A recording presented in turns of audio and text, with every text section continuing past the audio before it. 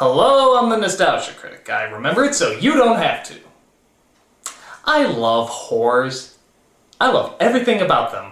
How willing they are to sell their souls for money, and how cheerful they can be in the process. Oh, I'm not talking about the people that sell their bodies. No. I'm talking about media whores. The people who create stories and ideas solely for the purpose of selling their product. And in the late 80s, early 90s, there's no better brothel for media whores than Nintendo. Now before you go nuts, I love Nintendo. Who doesn't? It's like the greatest gaming company in the world. But that doesn't mean they didn't sell out time after time when it came to their spin-off products, mostly in television and movie development. Time after time, Nintendo has put out horribly written and horribly executed shows and films that have no interest in actually entertaining the viewer, but rather just selling more Nintendo games and accessories. And here's another one. Captain N, the Game Master. Ah yes, Captain N, the Game Master. The Saturday morning TV show that instantly made you want to play more Nintendo games. Why? Because anything was better than watching this piss-poor putrid pile of pixelated pig shit. So get out your Nintendo blasters and gamepads. We're gonna take a look at Captain N. So let's take a look at the story of this show. It seems everything takes place in a fictional realm called Videoland. Welcome to Videoland. Mega high! Yes, I imagine you'd have to be in order to watch this. It turns out the Palace of Power is under attack by evil forces carrying evil pizza cutters. I would insert that OBO sound effect here, but I don't need to. They already put it in. I do love it when the show makes the jokes for me. So the evil forces are led by King Hippo from the game Punch-Out!, Eggplant Wizard from Kid Icarus, and Mother Brain from Metroid. It won't be long before I, beautiful goddess that I am. Good God, it's like if my mucus became a drag queen. By the way, tell me if that sassy voice sounds familiar. Then I'll be the beautiful queen of Videoland. Does this look inanimate to you, punk? That's right, it's the Plan from Little Shop of Horrors. I guess he's just always playing genderly ambiguous monsters with no feet. One human alone could never beat me. So this is what would happen if you crossed Joan Rivers with Tina Turner. That's right. Meanwhile, inside the Palace of Power, we see the other video game characters try to protect the palace, like Mega Man. A pleasure to serve you, your worship. You get a low score for this. If Kid Icarus trusts you, I trust you. It's like if Popeye smoked an entire Marlboro factory. Kid Icarus, who would later be known in the gaming world as Pit.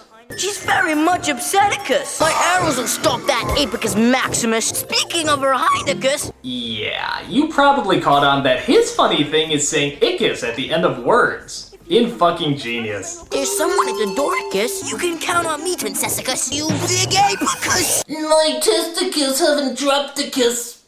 And Simon Belmont from the Castlevania games. Mega Man, shine my boots. Kid Icarus, I could use a little trim. Not too much off the top. Oh, Simon, what have they done to you? I know. They took this cool badass of a superhero and turned him into a floppy, egotistical gaywad. I am the handsomest, so I must find the princess and kiss her. It's like if Bruce Campbell's chin never stopped growing. Ew, slime. I mean, where did they even get the idea to gay him up so much? I mean, the original hero has long hair, wears leather, carries a whip, jumps around in a skirt. I think I just answered my own question. Let a real man show you how it's done. The ruler of the Palace of Power is Princess Lana. Oh yeah, from the game 80s Fashion Vomit?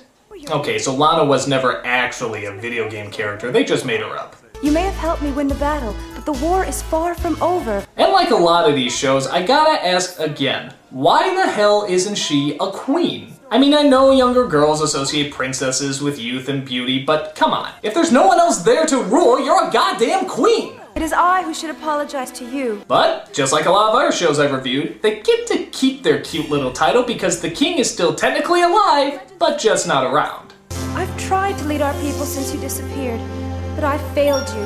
I'm still a princess because my father's stuck, yeah, that's it, in a parallel dimension, oh, that's rich, where he has no royal authority. So I don't have to make any hard choices or take any responsibility because he still technically is king and I just have to smile and wear pretty dresses. Punch This is fun!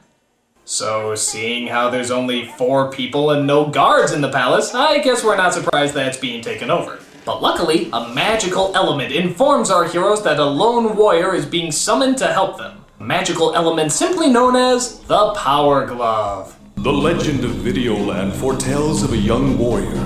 He is Captain N, the Game Master. Behold, the ultimate warp zone. It's like the Power Glove of the freaking gods! Where the hell did they get such a magical entity? I love the Power Glove. It's so bad. Lucas, darling. So the Power Glove goes into the real world, or at least what we considered the real world in the 80s, as a young gamer named Kevin gets sucked into the realms of Videoland. By the way, do you know what the fuck this is? It's only on the screen for a second, but they always showed it in the opening. I can never tell if that's something sucking him in or if that is him being sucked in.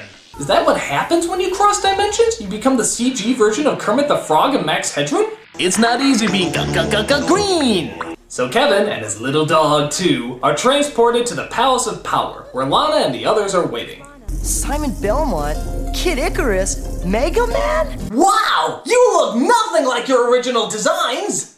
The ultimate warp zone brought you here. You mean like Warp Zone 4 and Super Mario Brothers? No, that game is much cooler. The legend foretold of your coming to help restore freedom to our world. That's why it gave you that super power pad and zapper. Only $19.95, available at most video game outlets. Castlevania, Kid Icarus, Mega Man, or whatever the hell this chick was in are also available. Thus is the plot to Captain N, our 5 heroes trying to stop the evil Mother Brain from taking over the Palace of Power. Captain N, the Game Master. By the way, I know this is really immature, but have you ever listened to the announcer say that title without actually reading it? It sounds different. Listen. Captain N, the Game Master. Doesn't it sound like that? I mean, I know I just made a gay joke, but that's what it sounds like. Wouldn't the more appropriate title be Captain N, the sexually confused yet physically and emotionally open-minded master? So, you know, aside from lame lines, nonsensical storylines, and completely misunderstood character development, what specifically is wrong with this show? Well, how about the fact that nothing in this world is consistent? For example, we clearly see that pretty much any time he wants, Kevin can use his Nintendo pad to pause reality. Well, why the hell doesn't he just do that all the time? Wouldn't that make everything a lot easier? I mean, how come he never confronts Mother Brain like this? Prepare to meet your match, Captain N.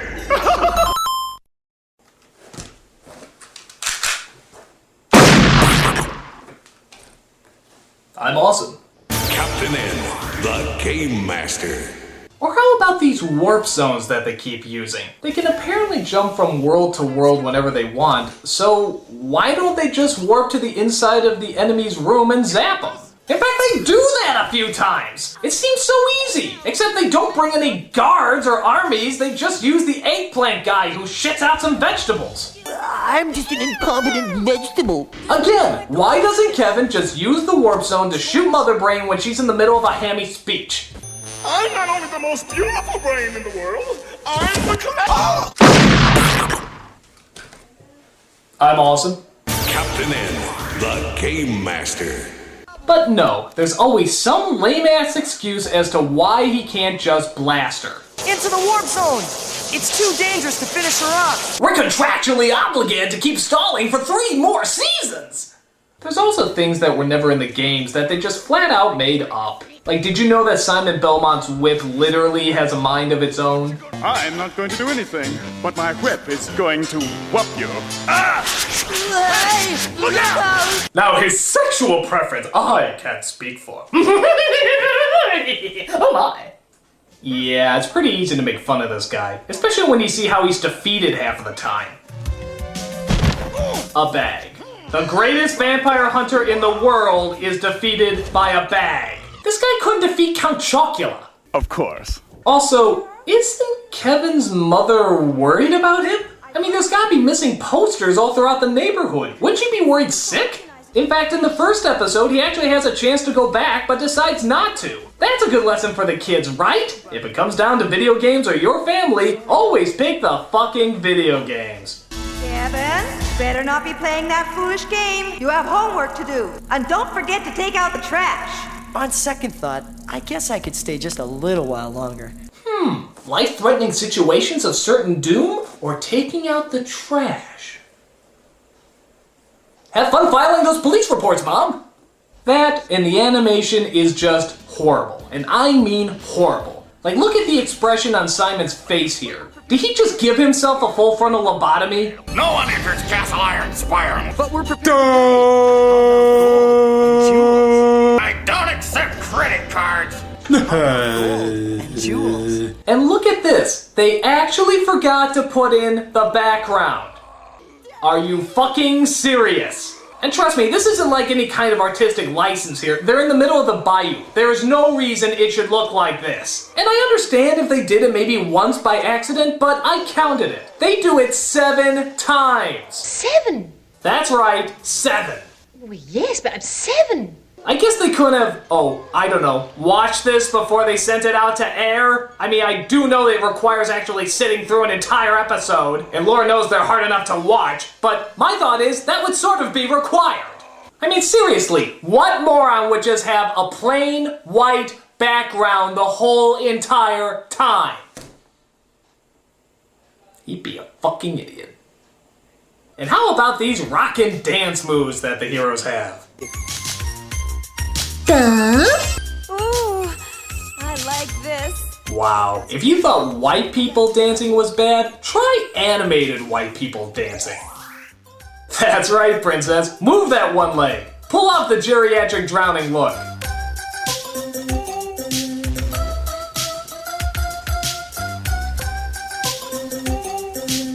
As the show sadly got more and more popular, they actually decided to add a new character just blatantly called Game Boy. Bet you'd never guess what product they're trying to push here. Ready to commence gameplay. Apparently Lana's father, who's trapped in the dimension of cheap cop-out writing, has decided that instead of him entering back into the real world, he'll send this marketing ploy. I've decided it is best for Videoland to send another in my place. He is called Game Boy. I truly believe he will one day be our greatest hero. Anyone who doesn't have one will be a loser! Run out to the video stores now! Dumbledore commands you, bitches! So they get Game Boy, who really has no personality or characteristics except for the fact that he sounds like a crappy download of Slimer. I am called Game Boy. I am programmed to play games. Yes, Game Boy will be our greatest hero, as he ruins all your possessions, tries shooting you in armed combat machinery, and even manages to destroy your kitchen appliances. Truly, I am a good king. But probably the episode that most people remember is the Zelda episode, where Captain N literally does a crossover with Link and Zelda from the Super Mario Bros. Super Show. How does this come about? Well, Zelda gets in contact with the Palace of Power for assistance. Hyrule calling the Palace of Power. We are in need of a hero. I would use the one we have now, but... Well, excuse... Yeah, that's not gonna work. So Kevin works his way down to Hyrule because they heard rumors that Ganon is not yet destroyed, and may actually be regaining his power. You're a real video legend where I come from, Link. That's why your name never appears in the title. Zelda knows how to pay for top billing. But it's weird, because it's the same voice actors, but not exactly the same design. I mean, Link looks like he got stuck in a fucking potato sack. When did the character look like that? And Zelda probably doesn't look any better. Whoa, boy! When did Zelda go all naval? You two heroes can pat yourselves on the back some other time. I guess she's taking the Disney princess approach. And God bless her for it. We have important business. Oh yeah, right, Ganon. I thought you wiped him out for good. So did I. But we just heard a rumor that someone's trying to bring him back. They're searching for a magic potion that will restore his power. We've got to find it first. Ah yes, I remember that magic element that was meant to bring back an evil that was almost destroyed. In fact, I was there. I was there when the strength of men fell. Cast it into the fire! Destroy it! No! Suck my big fat meatballs! Mario! Mario! It should have ended that day. There is no strength left in the world of plumbers. Anyway, Kevin, Link, Zelda, and Game Boy all travel to the village to see if they can find any info on the Potion of Power. Excuse me. Don't be afraid. I like how the peasants actually dress more royally than Zelda does. That's a pretty bad sign. Heads up! Thank you for saving my son, kind sir. Please, take this as a reward. It's a map to an ancient desert palace that will unlock the potion of power you seek. All us peasants carry maps to potions of power. It's like backward hats, it just caught on. So as they continue on their quest, they find that Link isn't exactly a fan of Kevin, as they constantly try to show off in front of each other. In case you haven't noticed, this isn't a game. I just can't stand here and watch. Yeah, right. I'll get it. You're the hotshot game master. My cock's bigger than your cock. My cock's double the size that yours is. But can you really blame him for getting upset? Zelda kisses Kevin in like a millisecond. Hasn't Link been trying to get her to do that for years? We did it! We saved Hyrule thanks to you! You fucking cock tease! Was saving your ass over and over just not enough to get a little visit to first base? Fuck you! So they fight through all sorts of baddies until they finally get to the Potion of Power, guarded by a knight named Metalhead. He's got Zelda! No kidding! Zelda captured, that's what really happens. But Eggplant and Hippo get the potion as they give it to Ganon to help him regain his strength. And you brought your friends for my coming out party! You know, I had suspicions about the dress, but really, this is sort of a surprise. My pork sausage is your pork sausage. So the Master of Evil now has all this power. How are they going to stop him?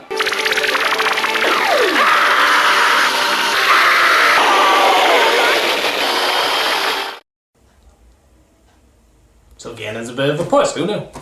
The best team of heroes ever. Alright! Let's celebrate by pretending to make a pizza! So that's Captain N, the Game Master. What a load of dumb. It's just like playing a real video game, minus the process of actually enjoying it. In fact, I wish this was a video game. That way I could just use my Game Genie to jump all the way to the end credits, whose names coincidentally all happen to be Alan Smithy. Me personally, I can't wait for half the cast of the show to turn up on Video Game Confessions. Oi, you don't want to hear that.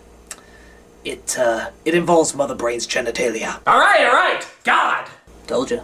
I'm the Nostalgia Critic. I remember it so you don't have to. Captain N, the Game Master.